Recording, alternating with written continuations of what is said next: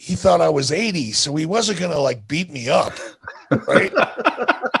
So I figured I'm just going to take this as far as I can just to see what happens. And I'm sniffing her hair.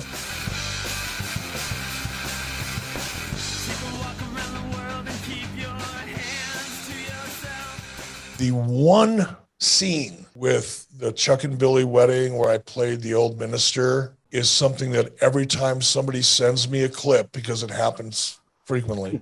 Yeah. Every time somebody sends me a clip, I watch it. And every time I watch it, I giggle. I just like I am now. I just like, that was so much fun.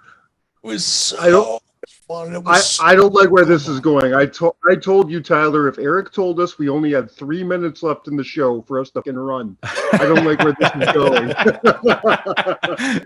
Is it true that the boys didn't even know that was you in the back? Did you have some fun with the boys? No, nobody knew. Oh, that's nobody incredible. knew. Nobody knew. In fact, I'll tell you one really quick story. There's a guy by the name of Brad Ringens. Brad Ringens from Minnesota. I've known him since high school. He was the captain of his high school wrestling team. And I wasn't a captain. I was on a wrestling team for another school. Great friends with Brad and had known him since high school, since I was 16, right?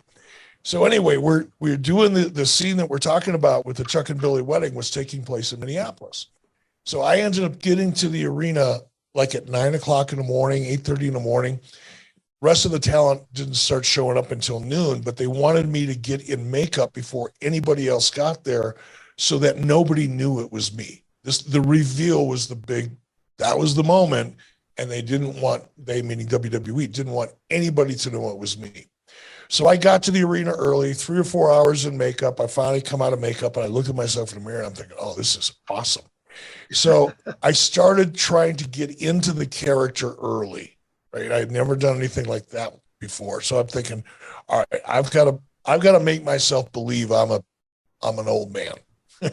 So I started walking around backstage and my hand up, kind of shaking, and people would say hi to me, and I'd say, good morning.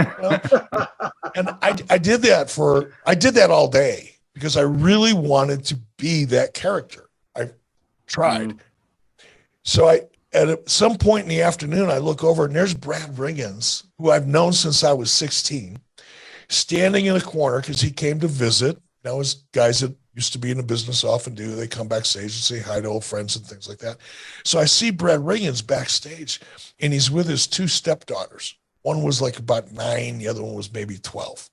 And they're just standing there, not talking to anybody. And I go over to them, in character. And I walked up to Brad. Hello, young man. What's your name? And I shook hands with him, and she didn't know how to act, And I looked over at one of his daughters, and I did a Joe Biden. I smelled her hair. I went, you smell lovely, young lady. I have some candy in my dressing room. Would you care to join me? I said this right in front of Brad. And Brad is Brad is, everybody talks about Kurt Angle and they talk about Brock Lesnar and they talk about this guy, that guy. Brad Ringens was that guy, in his era. He was that guy. He made the Olympic wrestling team, for crying out loud. He's that guy. But I knew, I was like, he thought I was 80, so he wasn't going to like beat me up, right? So I figured I'm just going to take this as far as I can just to see what happens. And I'm sniffing her hair. Finally, Brad says, okay, well, we got to go. Goodbye. Don't forget. Come back and see.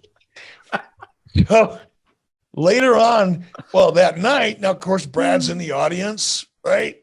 He thinks it's some perverted old minister that's hitting on his 12-year-old daughter, trying to take her to his dressing room and give her a cookie or whatever.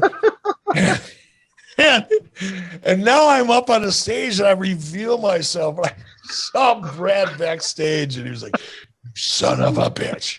You son of a bitch. I wanted to kill you. Oh, my God. That was fun.